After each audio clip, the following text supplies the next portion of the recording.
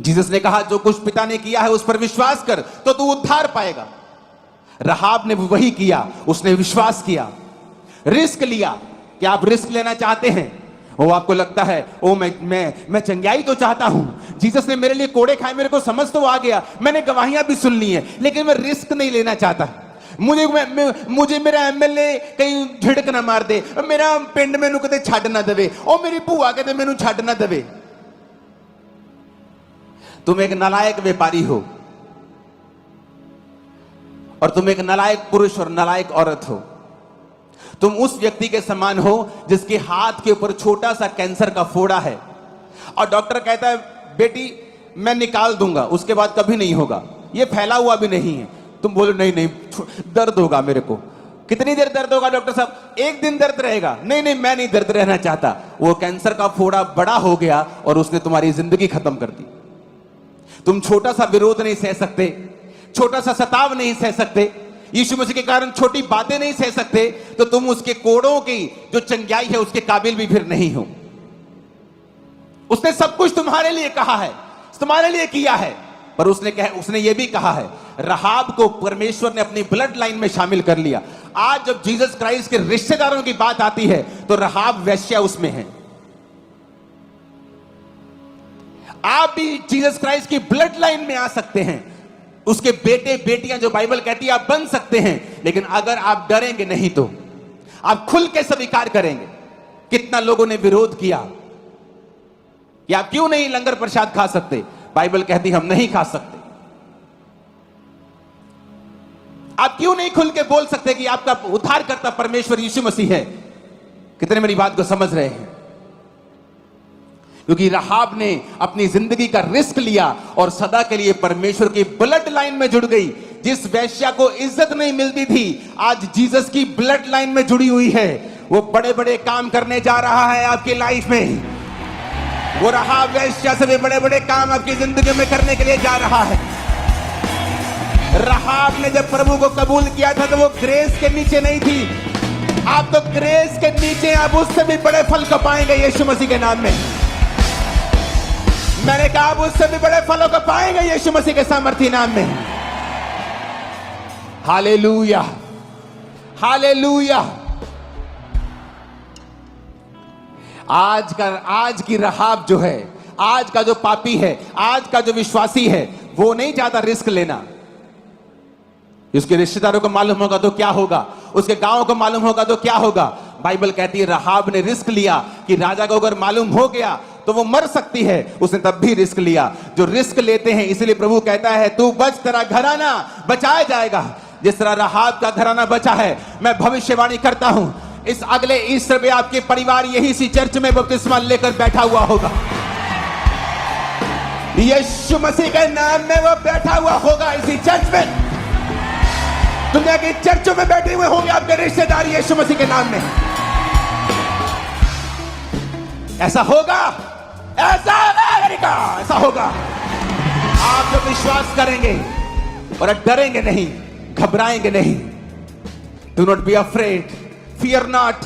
Bible में कई जगह लिखा हुआ है, 127 बार लिखा है, 165 बार एक चीज लिखी है। अलग अलग तरह से अगर आप देखेंगे, अलग अलग मीनिंग में फियर नॉट कितनी बार लिखा है, तो रोज का एक बार लिखा आपको मिलेगा। वो रोज कहता है फियर नॉट, मत डर, मत डर, मत डर। लेकिन पतरस भी डर गया एक दिन और झोलने लगा, और प्रभु ने कहा ए अल्प विश्वासी तूने क्यों संदेह किया। एलिया भी एक दिन डर गया और भागने लगा। परमेश्वर ने कहा ए अल्प विश्वासी तूने क्यों संदेह किया। विश्वास करो जो उसने किया है। एक वैश्या का दिमाग खुला, इसलिए जीसस ने कहा था तुमसे पहले वैश्याएं मेरे राज्य में प्रवेश कर जाएंगी, क्योंकि उन्होंने दुनिया की सबसे गंदी वस्तुएं, सबसे घृणित जिंदगियों को जिया है। और जब वो हीलिंग्स देखती हैं, जब वो उद्धार देखती हैं, जब वो बरकत देखती हैं, प्रभु का सुसमाचार सुनती हैं, उन्हें यकीन हो जाता है कि यही जीवित परमेश्वर है। प्रभु ने भी कहा तुमसे पहले महसूल लेने वाले, ब्याज लेने वाले और वेश्याएं तुमसे पहले मेरे राज्य में प्रवेश कर जाएंगी, क्योंकि उन्हें किसी चीज की परवाह नहीं है, उन्हें अपनी इज्जत की परवाह नहीं है, क्योंकि वो लुट चुकी है। और परमेश्वर ने कहा जो तू मेरे लिए खोएगा वो पाएगा। रहाब ने अपनी जिंदगी की परवाह नहीं की। परमेश्वर कहता मेरी बेटी आज से तुम मेरी रिश्तेदार है, जब मेरा नाम लिया जाएगा रिश्तेदारों का, ब्लड लाइन का, तो तेरा नाम लिया जाएगा।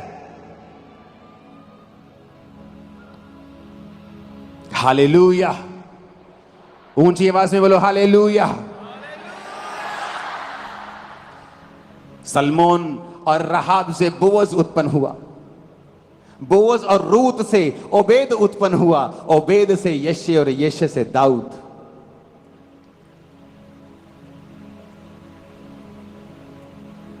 दाऊद की दादी परदादी अगर आप ऊपर देखेंगे तो रहाब आती है। परमेश्वर दाऊद के वंश से निकला, दाऊद रहाब के उस वंश से निकला। उसने कहा अगर तू जो मैंने किया है उस पर विश्वास करेगा, मेरे खत्म किए हुए कामों के ऊपर, तो तू उद्धार को पाएगा। सब बोलो आमीन।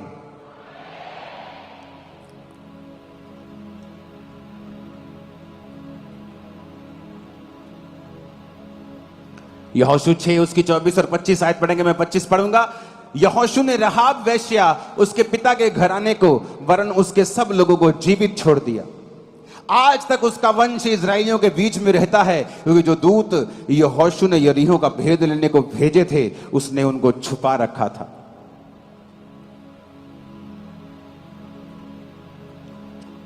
ऊंची आवाज में हालेलुया बोलो जरा।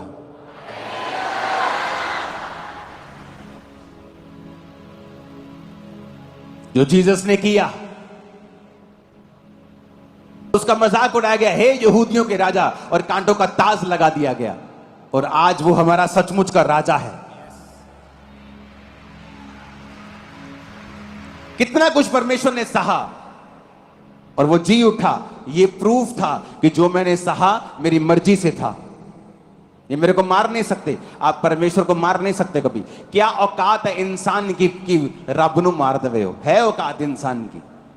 चेलों को मार दिया क्योंकि चेले आपकी तरह और मेरी तरह इंसान थे। यीशु मसीह को, परमेश्वर को तुम मार नहीं सकते। वो सब कुछ कर रहा था तुम्हारे मूल्य को अदा करने के लिए। जब मूल्य अदा हो गया वो जी उठा। शुक्रवार वो मारा गया, शनिवार उसने कैदी आत्माओं को प्रचार किया, और जब उसका काम पूरा हो गया संडे मॉर्निंग वो जी उठा। फिर ऐसे नहीं कि जी उठा तो एकदम से स्वर्ग चला गया कि लोगों को लगे कि शायद जी उठा कि नहीं जी उठा। उसने अपने हाथों को, कीले वाले हाथों को, कीले वाले पैरों को, पसली के उस छेद को पवित्र आत्मा को बोला कि इसे ऐसे ही रहने देना। आज भी यीशु मसीह जब पिता के दाहिने हाथ बैठे हैं, उनके हाथों और पांव में आज भी छेद हैं। और वो सदा हम देखेंगे, जब स्वर्ग में होंगे सदा उन छेदों को हमेशा देखेंगे हम। वो देखने वाले छेद हैं, हमेशा देख पाएंगे। वो हमेशा ऐसे ही रहेंगे, एक प्यार के चिन्ह के रूप में। और बाइबल कहती है उसने सब कुछ करके जब संडे के दिन वो जी उठा, फिर ऐसे ही ऊपर नहीं उठाया गया, उसने रोटी खाई, बार बार चेलों को दिखाई देता रहा, लोगों को दिखाई देता रहा। बहुत से मिरेकल्स के काम, बहुत से ऐसे काम किए चेलों के बीच में, और 40 दिन फिर उनके बीच में रहा। 500 लोगों के भीड़ के साथ वो पहाड़ पे था, फिर प्रीच किया, फिर प्रचार किया और कहा अब जाओ और सब बातें लोगों को बताओ, और बाप बेटा पवित्र आत्मा के नाम में उन्हें बपतिस्मा दो, चेला बनाओ, उन्हें सब बातें उन्हें मानना सिखाओ। और देखो जगत के अंत तक मैं तुम्हारे साथ हूं, युगों के अंत तक मैं तुम्हारे साथ हूं।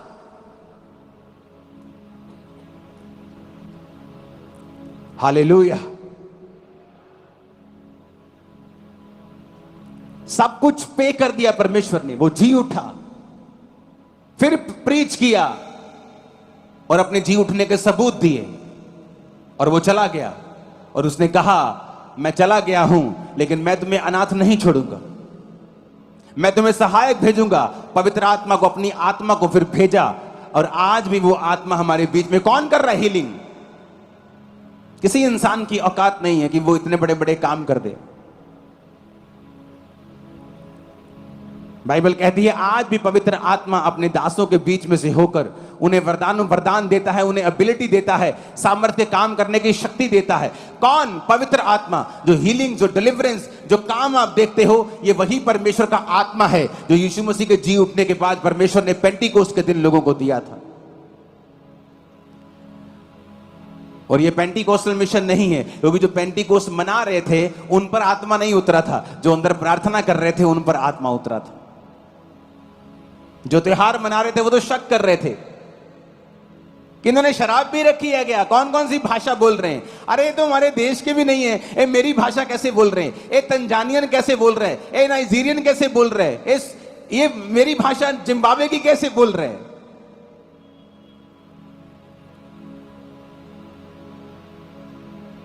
अगर आप विश्वास करेंगे और किसी दुनिया की परवाह नहीं करेंगे, क्योंकि जो कुछ आपके सामने हो रहा है ये कहीं नहीं हो रहा सिवाय परमेश्वर के घरों के। और अगर आप विश्वास देखकर भी नहीं कर पा रहे हो, फिर आप उद्धार के काबिल नहीं हो। राहाब ने देखा और विश्वास किया, उसने कहा ऐसा तो नहीं हो सकता है, क्योंकि प्रभु इनके संग हैं, ये तभी हो रहा है। इसलिए मैंने कहा अगर आप विश्वास करेंगे और डरेंगे नहीं, आपके रिश्तेदार आपको बीमारियों से आजाद नहीं कर सकते। मुसीबत पड़ने पर 95% से लेकर 99% तक भाग जाएंगे। आज आपके संग है, आपको जरूरत पड़ेगी तो बहुत ही आपका फोन नहीं उठाएंगे, उल्टा ताना मारेंगे, एकदम से अपना रंग दिखाने लग जाएंगे और आप बड़े हैरान होंगे कि ये क्या हो रहा है। मैं तो सोचता था ये मेरी मदद करेगा, लेकिन ये तो अपने रंग दिखा रहा है। लेकिन जीसस जब काना में थे और दाखरस कम हो गया, जीसस ने एक भी ताना नहीं मारा, पर उस फैमिली को शर्मिंदगी से आजाद कर दिया। वो आपको शर्मिंदगियों से आजाद करने वाला है और पूरी तरह से वो आपको आजाद कर देगा। मैंने कहा वो पूरी तरह से आपको शर्मिंदगियों से आजाद कर देगा। हालेलुया।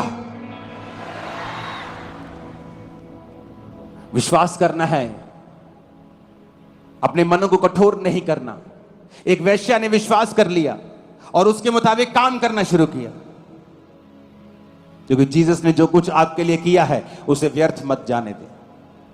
बिलीव करें खुद भी और लोगों को भी करवाएं, बताएं, सुसमाचार बताएं कि वो जी उठा है, कि ये गुड न्यूज है, तुझे बीमार रहने की जरूरत नहीं। ये गुड न्यूज है, तुझे गरीब रहने की जरूरत नहीं। ये गुड न्यूज है कि तुझे शैतान के बंधनों में रहने की जरूरत नहीं, क्योंकि एक व्यक्ति जिसका नाम जीसस क्राइस्ट और वो परमेश्वर भी है, उसने तेरे लिए सब कुछ कर दिया है। अगर तू विश्वास करेगा तो उद्धार को देखेगा। आमीन। ऊंची आवाज से बोलो आमीन।